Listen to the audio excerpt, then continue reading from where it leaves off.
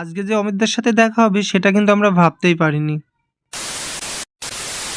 আজকে সকাল সকাল বেরিয়ে পড়লাম সাইকেলটা নিয়ে। আর হ্যাঁ, আজকে কিন্তু আমি একা নেই, আমার সাথে আছে আমার ভাইপো সায়ন। এরপর চলে এলাম ফরেস্টের এখানে, মানে আমাদের দিঘি যাওয়ার এখানে। আর এখানে কিন্তু আমাদের সাইকেলটা দাঁড় করিয়েছিলাম, কেননা সেখানে একটা কুল গাছ দেখেছিলাম আর সেখানে কিন্তু অনেক কুল ছিল, খাওয়ার মানুষ ছিল না। পরে আমি ওখানে দাঁড়িয়ে কয়টা ঢিল মারতে মারতে কুল পারলাম এবং খেলাম। পরে মনে হলো হ্যাঁ, এইভাবেই তো ঠিক আমরা ছোটবেলায় কুল পারতাম। কত মানুষের যে তারা খেয়েছি সেটা হয়তো তোমরা সবাই জানো।